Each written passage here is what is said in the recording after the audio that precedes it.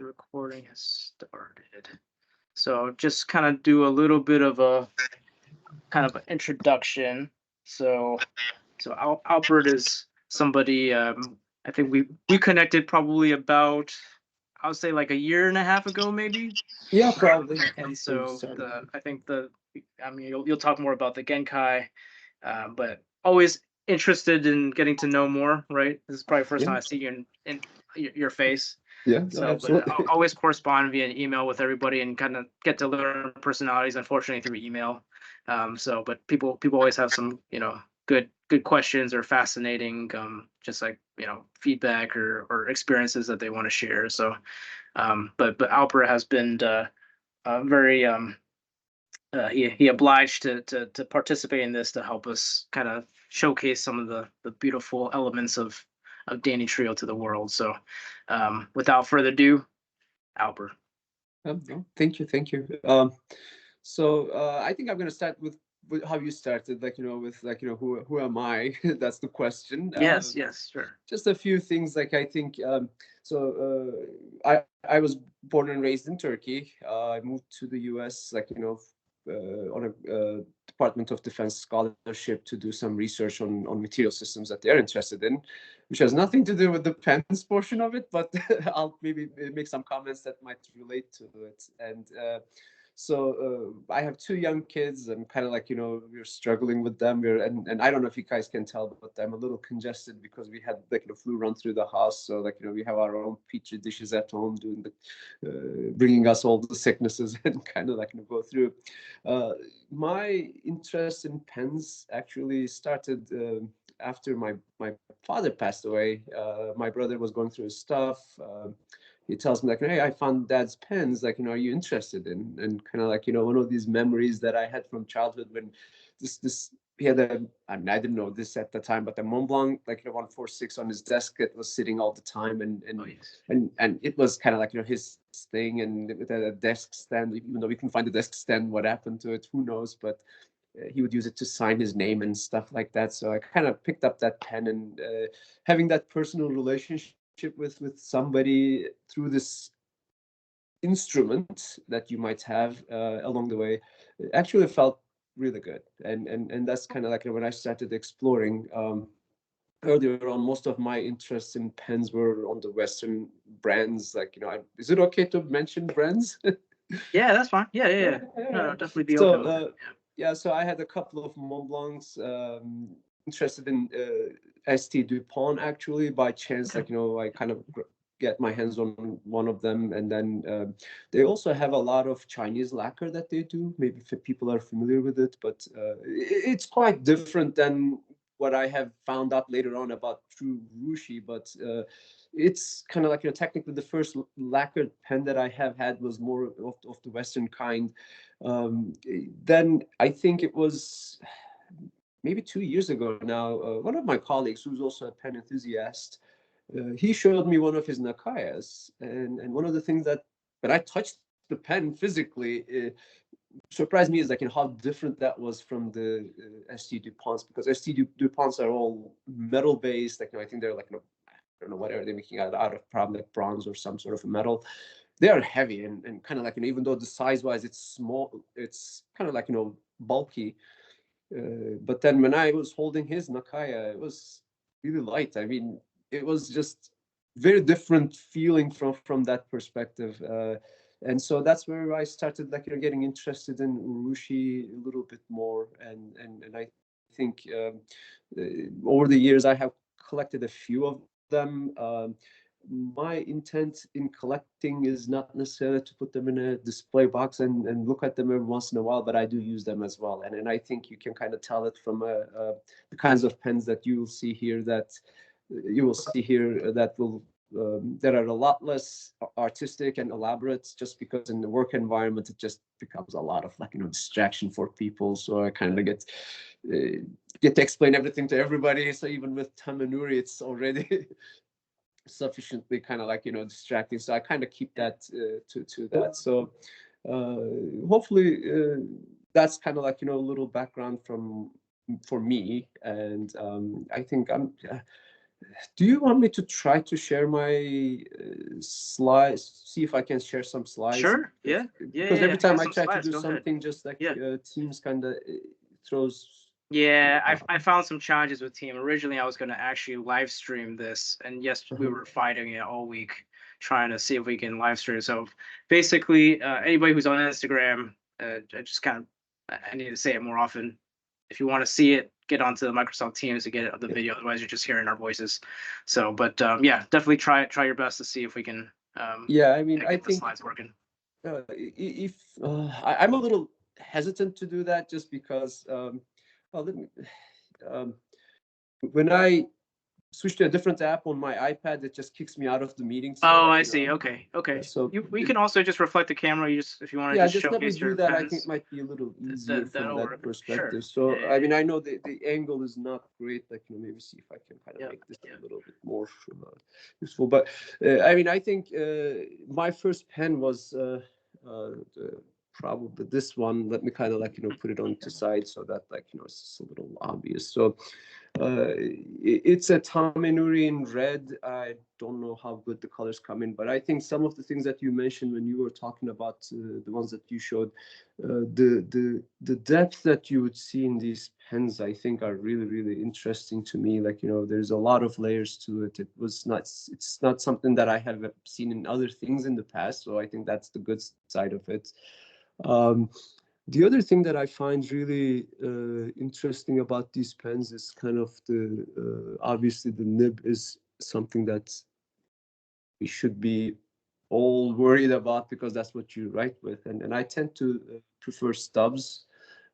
So all three of those larger pens are stub nibs, and so I kind of enjoy and appreciate. I think all these three are the same emperor nib that you were also showing. I think there's two Mikados there, and both of them I think are made by like Kogaku, if I remember. Yeah. Yep. Yep. You got that right. Uh, Yep. Yep. Yep. and What's the nib tip sizes that you use? so this is a stub nib. So Okay, stubs. Okay, yeah, nice. Nice. Is a yeah, stub on and the other one too? The red yeah. one. So the other two as well. I think the only there's a Takumi there. That's the only medium that I will kind of like talk a little bit about maybe, and so yeah. So that was my kind of like first entry pen. I think few things that I want to mention that I really like about this pen is the ink size capacity is Oh yeah. huge. I think that's obviously a plus. And if I have to be honest, I've never finished this thing myself. I get bored with the color and I want to switch the pen before I actually run out of ink. So the let me see, like the Maybe blind. maybe fill it up maybe halfway versus full the next time. Yeah. So that's probably what Conserve I on your need to do. inks. Yeah, but I think the other portion of it is like this blind cap is kind of like really interesting. As you said, I never take this thing out of the threads. Like you were talking about the rod, and then when you're moving it back and forth, how that Yeah, might right. be like It's not not. the best idea. So Yeah. mine always stays on the threads, just like loosen it up and put it a little bit together. But I think it's kind of amazing, like how invisible this thing is when you close the blind cap, like you really look at hard and try to find like, okay, where exactly is the seam for this thing. And so I think overall this is probably one of my favorite pens. Yeah, no, I love that red. That's I mean the especially yeah, Kokoku does just such a fine job. That's my favorite Tamanuri color, and also just of the Danitrios like that in the Mikado format or Genkai. I mean they look amazing. Yeah, and I think Mikado is, for me, this is a perfect size. I think this is the next version is the flat top version, and this is Roiro Megaki. Uh, Again, like I think it's Yeah, you got it, you got it. Yep, yep. yeah, So this is not gonna. I think we actually sold the last one that we had at 2023's pen show to a gentleman in Los Angeles, but it was the same. I think it was the same one. It was a flat top, kind of like a fire engine red color, bright Yeah. red. So, but yeah, very nice. Yeah, so I mean, I think this is almost exactly the same nib. I think they feel the same, although I think this one feels tiny little bit softer, and I don't know if I'm making it up or if it's truly that way, but that's how I feel, at least, like, with this particular red. I guess this is from Kogaku as well. I think it's Yeah. the same style. I find it kind of interesting from a perspective of the finishes. If I remember correctly, one of them is an oil-based Urushi, the other one is water-based or something like that. Yeah. Yep. Yeah. Royal This Magaki is a non-oil based yeah, so version, so yeah, so that's that's interesting. something that I also really enjoy and appreciate. I think again, like, my personal preference, and I'm sure everybody's gonna have personal preferences. I like large pens. I think Mikado is one of the best, well balanced pen that I have ever written with. So I might be a little bit biased from that perspective, but I think it's kind of actually really cool. Yep. Yep. Sure. Yeah. Uh, and the next one is the Genkai, and I think this particular pen was in one of your slides. And when I was looking for a, You're right. You're right. I think that was the one we took a picture off of based originally, actually. yeah, so this one is one of the ones when we corresponded that you said was available, and I think this is Masanori I think is the person who made this one, if I remember correctly. In addition to the tamenuri, the nice thing about this is the tactile feeling that you're getting from these divots. And when I received the pen and opened it up, the thing that I actually was pretty amazed by is, like, even though these divots were handmade, how perfectly they are kind of like, aligned. And I'm a little OCD, as I'm a scientist, so as you can imagine, I'm like, really into these type of things, and I'm looking at it in different ways, like, they're perfectly aligned this way, they're perfectly aligned the other way, and I'm looking at it from that angle, at the diagonal there, like, everything seems to be perfect, and so I think that was something that I wasn't expecting, maybe to that degree. I think so. The pen under light looks a little bit brownish, but in natural lighting, it looks quite black, and that's, I guess, part of the feature of the Tamanera finish. Similarly, another, like, number 8 pen with the stub nib that I really like, and I'm contemplating maybe the next one I'm not gonna get a stub nib. Maybe I'm just gonna venture out Try and go something for a else. medium. Mix it up a little. Yeah, there you go. There you Yeah. go. Yeah, the common Nuris are really nice. I mean, it's very uncommon to see that still, because I think it's so much that goes into it. The chiseling out of each of those divots. I mean, it was a secondary craftsman, right, to have Yeah. to take care of that, specializes in that area, right? So each kind of artisan does kind of different, has different specialties. Right. So, but it was, yeah, like you said, if you put that thing far away, it almost looked like it was machine made.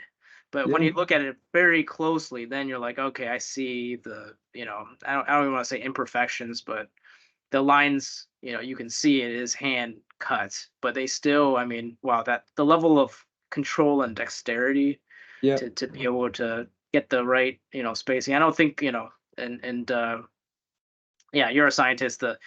Yeah, just the dimensions, right? Like, I mean, I don't think they're putting a ruler there, are they? To maybe they have some Yeah. sort of reference to kind Yeah. of make So sure what the I spacings tried. are So what I decent. tried to do was kind of like, wrap a thread around it and just, like, tighten it up so that I get the perfect diameter, and everything seemed to be, like, on perfect alignment. Like, it was just, to me, it was just like a really interesting. Oh, I think there was a comment from Yeah.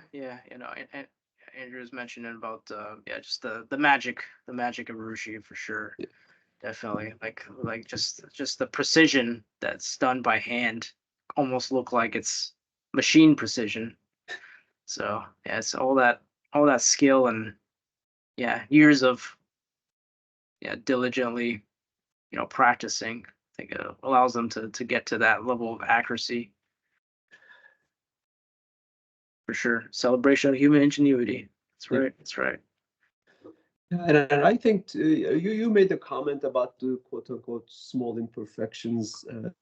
I actually do personally appreciate those things, because Uh, I believe another comparable large pen, Urushi, Namiki Emperor. I think those are like machine made, and yes, they are perfect, but in my mind, it's not as kind of valuable as a human being able to get to that level. Like yes, it's not machine perfect, but like, how close can you get to that level without actually having a machine do it and so.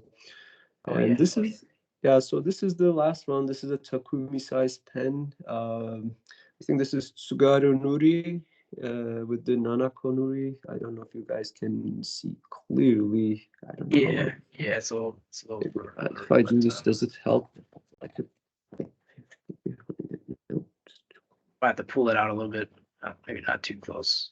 Yeah, too close. yeah, that's Okay. good. That's Yeah. good right there. Yep, yep. Yeah, I'm looking at a stamp size self view, so I wasn't sure if it was anything showing at all or not. So yeah, so and I think this is, as I understand, was they called it like a grape seed design. I think this is Nanako Nuri, translates to fish egg.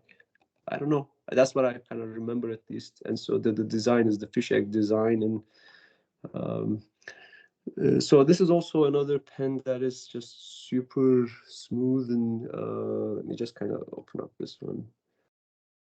Yep, that's right. That's right. Yeah, so and the nib on this one is a fireball design.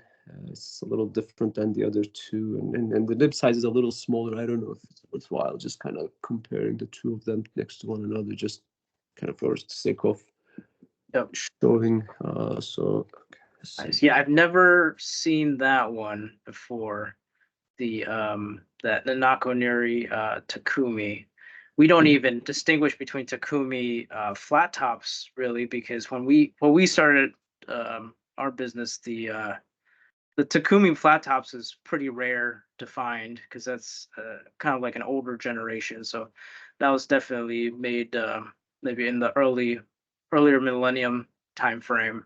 That yeah, book. I mean, I think so. I obtained this used, so this is not. I'm Yeah. not the first owner, but the previous Mhm. owner was the first owner, and he told me he got it in 2005, I think, if I Okay. remember Yeah, that correctly. sounds about right. Gotcha. Yeah, No, so that's wonderful. Yeah, no. yeah, The this one's up. non-canaries are always, yeah, it leaves a really nice yeah, appeal to it.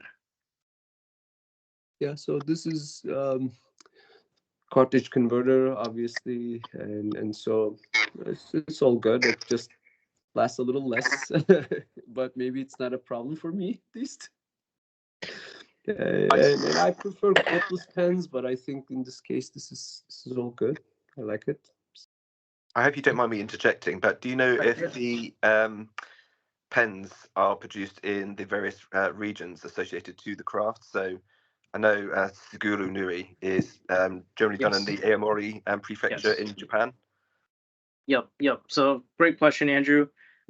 For Danitrio pens, they are and were made in the Aomori prefecture. So and I so basically when people ask for, hey, are we going to make more of those? This is one of those pens that at least Danitrio's response is all the artists that were making these for them have all retired. So but they were all Aomori prefecture artisans. So yeah, Wow, it's pretty cool. Pretty cool to see that. that But sounds I mean, I amazing. see a lot of great independent artists from all over the world that are making some very fine Nanako Nuris and Suguru Nuris nowadays. So, and I know Bokamondo does a lot of really fine Suguru Nuri crafts as well. So a lot of good things coming out, and I think I see it evolving a lot. So good thing. And it's also nice just to see that these pens are being paid homage in the in the own regions of Japan. Just keeping those traditions alive within the region. I mean, like you alluded to, we are seeing a lot more people around the world sort of imitating the techniques, which is fantastic because it's educating people. However, I think it's kind of like I lived actually near a place called Cheddar in England, and I'm sure Mm. most of you have heard of cheddar cheese. Well, I live basically near there, and I tell you what, cheddar cheese tastes completely different in cheddar as it does to the stuff which you buy in the stores. And Really? there are Wow. subtleties which you would get, I think, with Suguru Nui, which you just probably wouldn't necessarily get being replicated around the world. Right. Yeah, no, definitely. Nothing always like the original, right? So that's Absolutely. always interesting. So yeah, actually, now that you mention it, I don't know if I've really seen. I don't know if I've seen too much stuff, at least on social media, like for it to make it to social media, that are things coming from there. But I'm sure they're still preserving the tradition on like the lacquerware, especially over there. And then we also had the earthquake that just occurred. So I'm sure that, you know, I think unless you speak Japanese yeah, or you understand Japanese, trying to find these places, even on Instagram, can be challenging because, again, they still got a little bit of that walled garden mentality in Japan. right. And some people are very reluctant to sort of promoting, their stuff overseas, which is a great shame. It's about a 50-50 sort of mix, I think, at the moment. I think some Yep. people are seeing the benefits of attracting overseas customers. But, and again, even looking for just basic maki-e stuff, it's the moment you start typing in the kanji characters, the world opens up. And I think, that's the same with, no matter which region you go to in Japan on social media. So, yeah. Oh yeah, for sure. Awesome. Yeah, thanks, Alper, for going over all your No, pens. absolutely. Yeah, it's very nice collection. And I know you've talked about the Yokozunas to add next, so that's going to be. I know you're talking about you like large pens. Yep. That'll hopefully you know uh, meet your satiation and for that. But yeah, definitely great. I do have uh, one more presentation, and so that's something that John Anderson from Revolving Pens was able to put together specifically for the show. So I'm gonna play the recording through it. He's got a also a mastery of collection of Danitrios. So on top of other things, as some of us may know, he's gonna kind of go over it with us. So let me get that set up a little bit.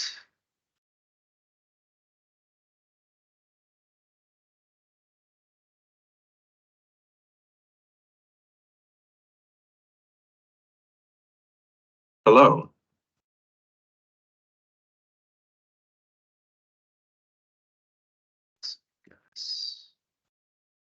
Let me know if the sound is a problem. I'm always worried about.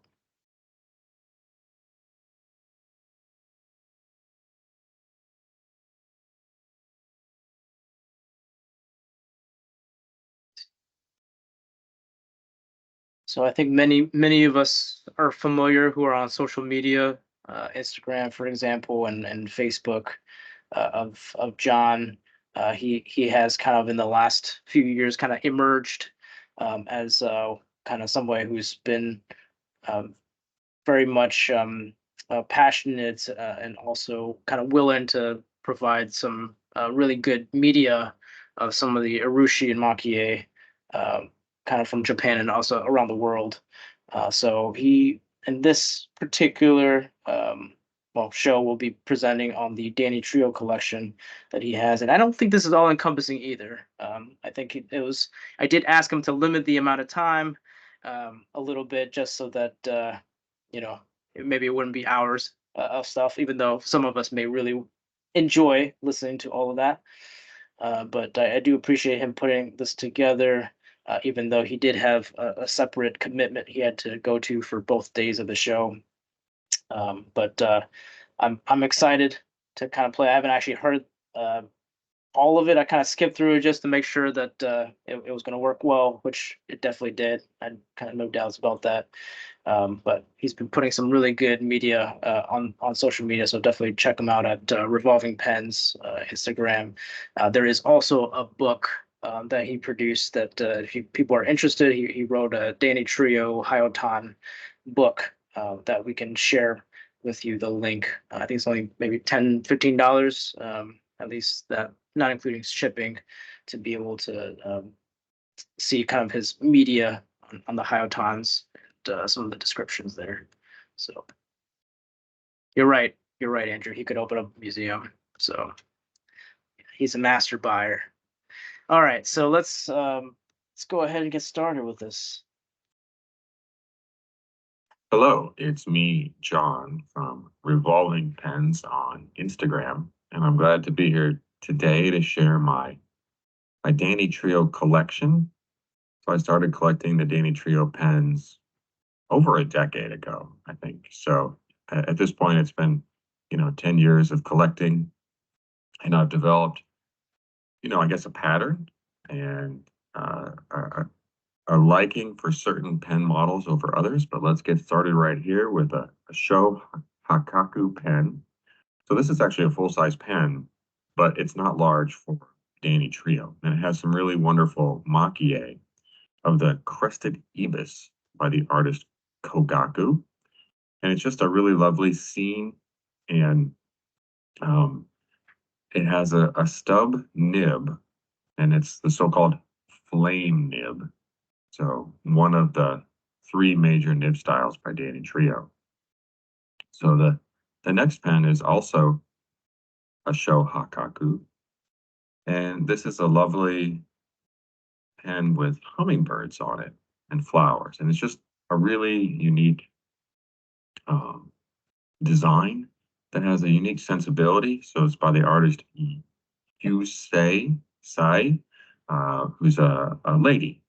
And I think that in general, the artwork of the ladies also stands out.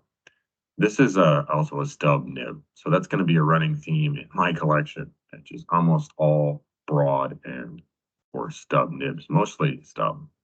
So another Sho Hakaku pen, this by Hironobu. This is the Akafuji. So the red Mount Fuji. Pretty apt description for the pen. You can see Mount Fuji there on the cap. And in this case, it's a broad flame nib. So that's a cool little pen. Looks like some Tominuri on the base of the cap there as well. So that's pretty cool. And another Sho Hakaku pen. So this is a dragon in Phoenix maki-e design. See the dragon, that cap, a phoenix on the barrel. This one is by the artist Kogaku, and also some flowers. Like, this is just a really cool pen. The clouds there on the cap have this really silver, bright silver appearance that shines in the light. So that pen also has a stub nib, and you can see these Sho Hakaku pens. They feed by cartridge converter. And this is the Sho Hakaku compared to a really large pen. So this is the Danitrio. That's the Mikado, the Emperor pen. So this is actually, this right here is my very first Danitrio pen. It's a Kidane. It's a Tominuri with a yellow underneath. And this pen is by Kosetsu. It has a stub nib. It moved up to the number 8 size nib, and you can see this is an ink stop pen, Inkidome, or eyedropper filler pen. Now this Mikado, this is a flat top Mikado. This is a red Tominuri by Kogaku, and it's the finest Tominuri pen I've ever seen. So it's really cool. It has the stub, number 8 Mikado Emperor nib, and there it is compared to the round end Mikado. So it's, slightly, I think it's a little bit larger diameter, but slightly ever shorter. This is yet another Mikado with a different kind of finish called Iro Keshidame. This is by Masanori. It has a broad nib, and you can see the yellow section. So the yellow section is the base of the matte finish Tominuri. So here's 2 yellow Tominuri pens, but one in a matte finish and one in a gloss finish. And of course, the matte finish has to be cookie dust free. This is a basic black pen. So this is a Mikado, but it has a clip. So this is Kuro Hiro. So the glossy black. This is also by Masanori, and unusually for me, it has a medium nib. It's absolutely perfect. I mean, I know the light here is a little harsh and it's showing my fingerprints, dust and whatnot. The finish on this pen is just absolutely perfect. And, that's a feat in and of itself with black, and it has a little bit of maki in the clip. This is another Mikado, the Sakura Kawanori in red by Masanori. The bark here, where it sort of peels away, it's ever so subtly raised. This pen has a texture. You can see his signature there on the section, and it has a medium nib. It's a really incredible pen. Has a little flower petals in maki-e on the clip and around what would be a cat band. And this is a cheeky pen. This is another Mikado with cats and fishes. It's a cool maki-e by Yuhaku. It has a stub nib, and it has it's from an old tale evidently, and it has a limited edition number there and everything. But the maki-e is raised, and it just has a really cool feel. And who doesn't love cats and fishes? So I think it's quite charming.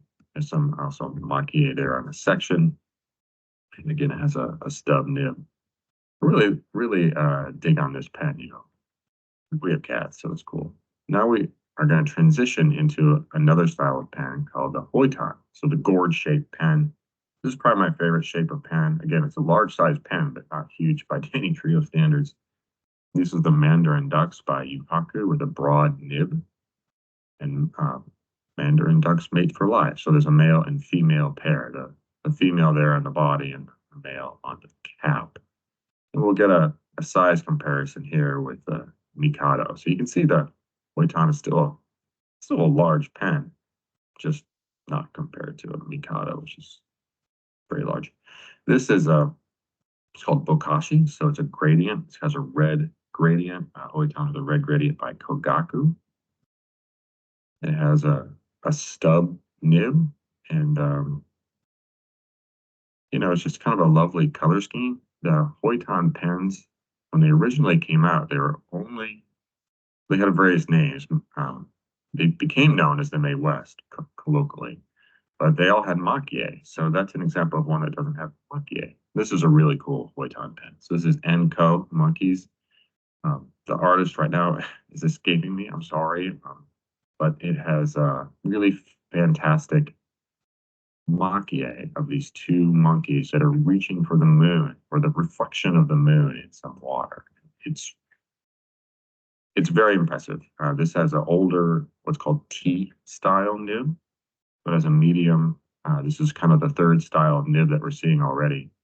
But it's a limited edition pen, and just lovely, rich maki-e. It's a Kogaku artist. Let's go to another limited edition Hoitan with a blue dragon. So this is by Yuji Okado, and it has a dragon that goes from all the way on the cap there into the barrel. And large piece of blue dragon, but not too much else. Some flames, and it has a medium flame style nib, so-called flame style. So I just love dragons, and happy to have them in my collection.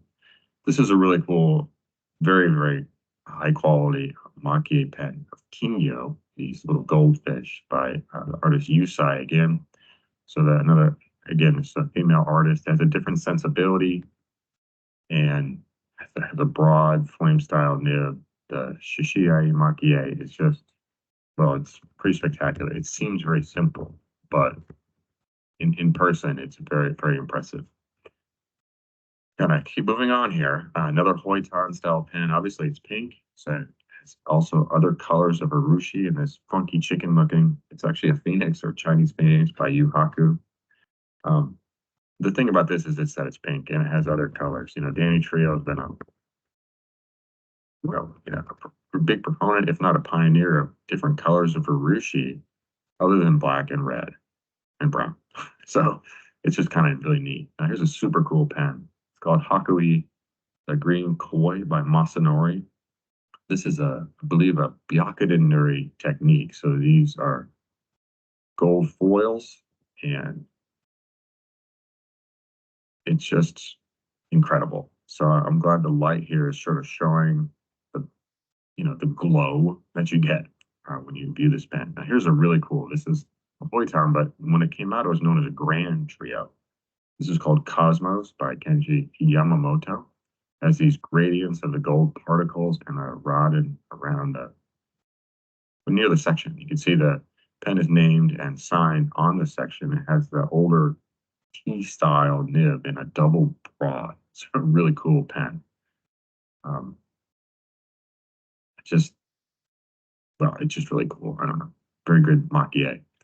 And then a super cool Hoiton is called a Haru Ranman. So this is by Masanori.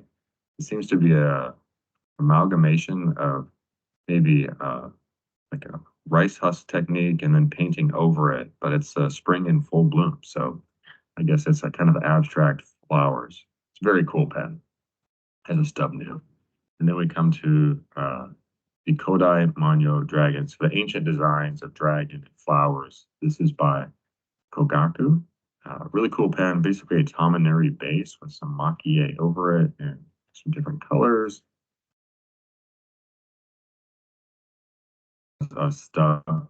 No, this pen has a broad nib. And again, you can see the Hoiton is a cartridge converter filling, so like the Shohakaku. I think that's going to be it for the Hoiton style pens. I have a book on those, by the way. So this is a large pen called Bamboo Story. So it has this carved ebonite, and it has basically a reverse Nagoro, a modern Nagoro Nuri. That's with a stub nib like Kosetsu. It's a really cool pen and a good writer. It's an ink stop pen again, an eyedropper filler pen. You can, unscrew this section and put the ink in there. It's a good writer. It's a big pen, like a very large pen. And I'm kind of neither here nor there in the modern Nagoro Nuri. I mean, it mimics a finish with an old finish, a good use where part of the top coat isn't worn away, and it's usually, back in the day it was black exposing red. So this is a reverse of that. And we're going to switch. But Takumi. So this is a dragon. Sorry, the legendary lions. The Shishi. I don't have the artist in front of me, but this again is a Byakuden Nuri technique. I really love Byakuden Nuri.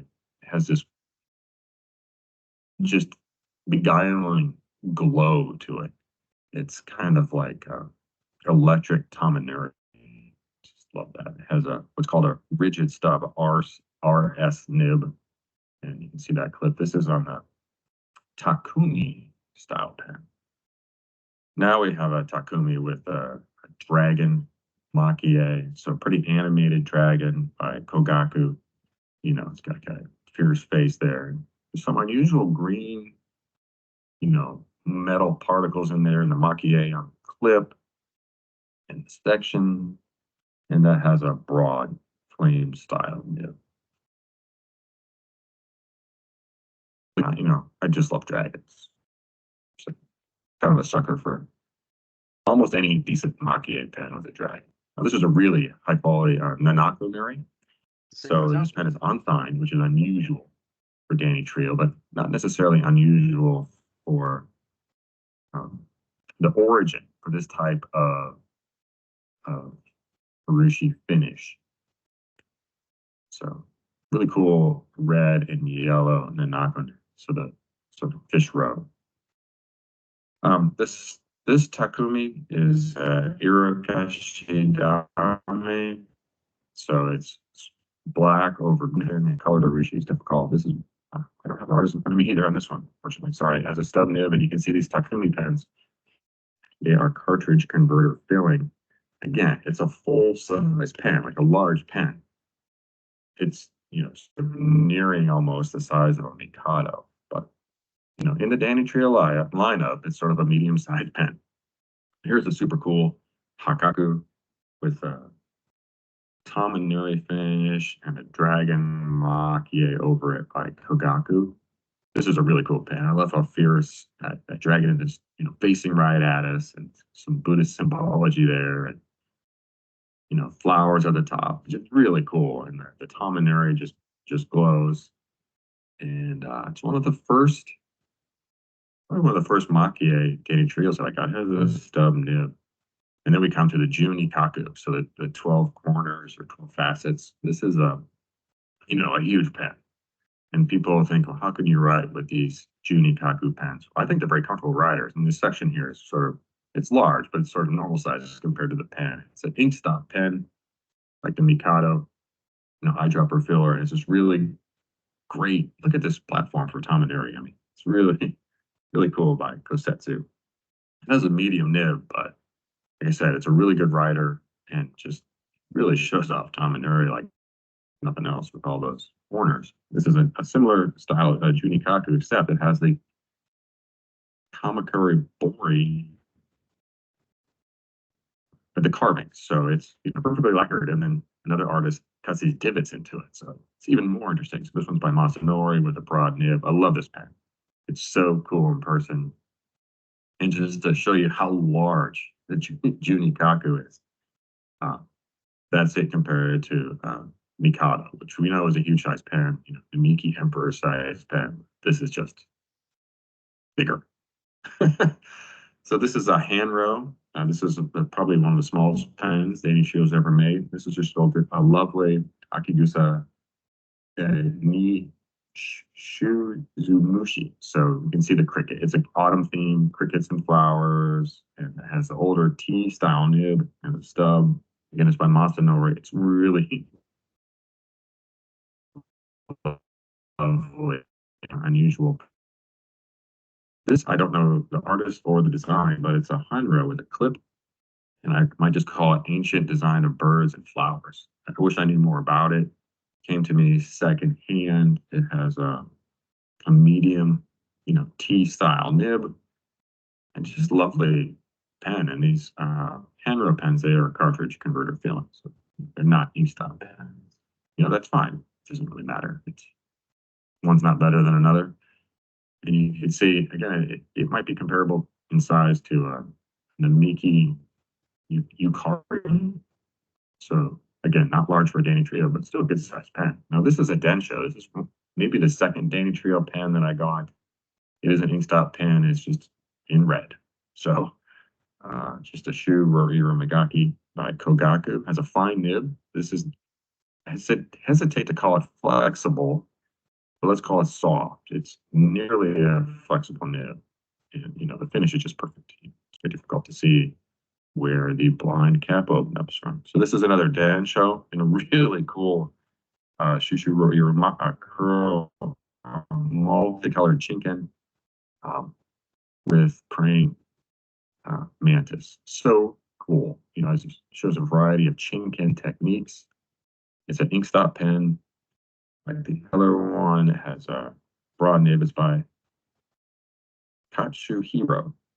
And I just think this is a cherished pen. I really love chinken, because, you can't make a mistake. Maki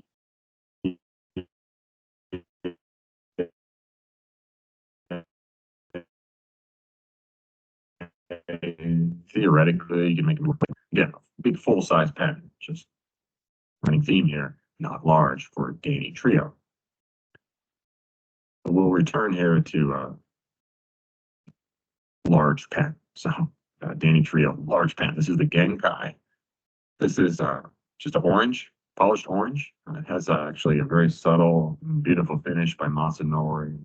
Back to the number 8 size nib. This is the stub. It is an inkstop pen or eyedropping filling. Holds a ton of ink, of course. It's just lovely to write with. These are ebonite. They're not heavy. The balance is good when you write with them. It is a bit like writing with the Genkai is a bit like writing with a wand. See how just truly enormous this pen is.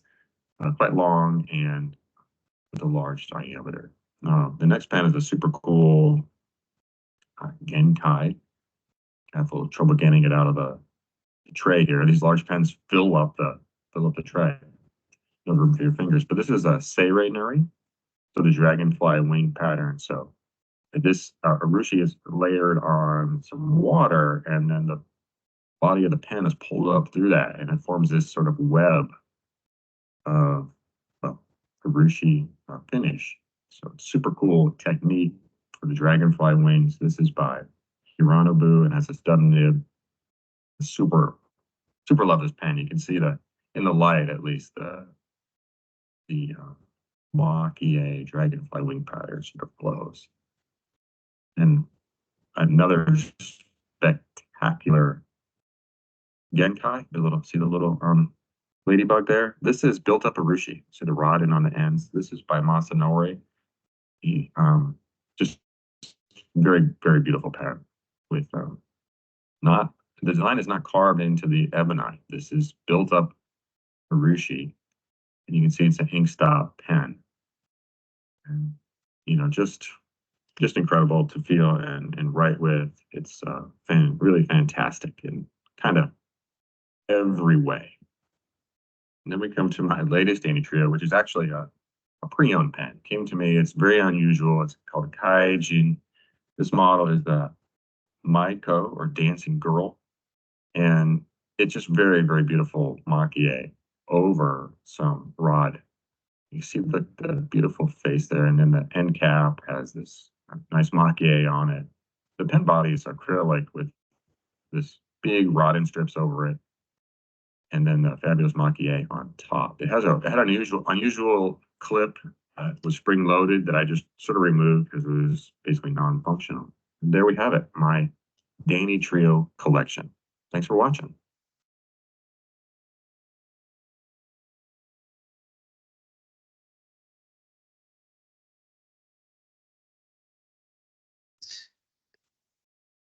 Well, that's a true collection.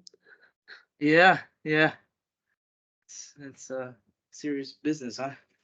Yeah, it's very, very fantastic presentation. So yeah, both of you, Alper and John, really, really appreciate the time. This really kind of showcase a lot of, well, I guess it's only a sample size of what Danitrio has, but I mean it's enough to really show the amazing works that is that is happening, that these artisans are doing. So yeah, really, really appreciate the time.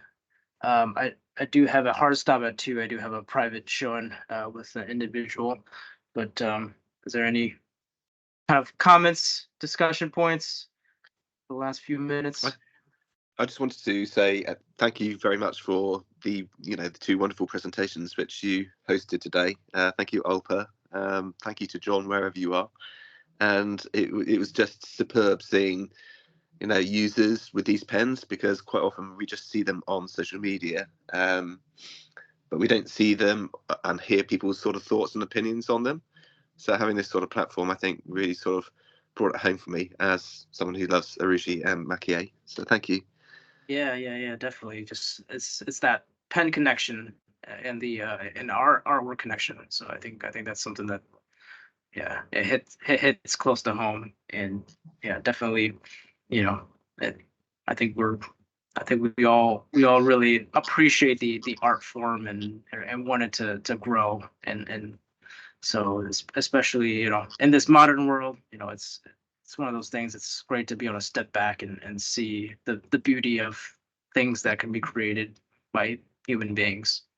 Absolutely, and I think more and more people are getting into Urushi and maki-e. Go back a few years, it was mainly sort of celluloids, but we are now seeing, I think, like a shift towards more artisanal based pens, whether it's Urushi, maki-e, hand painted pens from Russia or wherever. I think people really they love that sort of connection. Handwriting is a personal connection to the paper, and I think if you've got some artwork on a pen, it's sort of the boosters, the sort of that mentality, I guess. Oh yeah, for sure. Yeah, no, you're right. So and Andrew, you've also contributed a lot to the community as well. I think a lot of the posts. I think like you feel like, oh, I write really long posts, but they're really touching to people. They really get a feel. You may not be saying anything, right? But the actual text itself of the content that you're saying is like, oh man, like I read it, I can feel how you're what your experience is when you have those Well, it's a young journey. So yeah, so it's certainly a young journey, but I think certainly from a very young age, I had an appreciation towards things which were created by hand, whether it's Chippendale furniture, oil paintings. I think you know the human hand is capable of so much that in a day and age where a lot of stuff is machine made, it's quite easy to discount how incredible the ingenuity of mankind can be. So yeah, no, it's thank you again. Yeah. I really appreciate the time. Yeah, thanks everybody for coming. Thanks for the recording. I know many others will be watching this afterwards. I did want to say we'll have a repeat of John's presentation for the second session on Sunday, and then we'll also have a different individual, Andrew, that'll be presenting ahead of him for that show. So there will be a third guest if people are interested in revisiting and seeing other people's questions. So. Cool. All right. Thanks everybody. I'm gonna kind of shut down the recording. I'm gonna leave everything on, but yeah, it's going. People can chill in here until there's another webinar at 3 or do something else. So, all right, guys.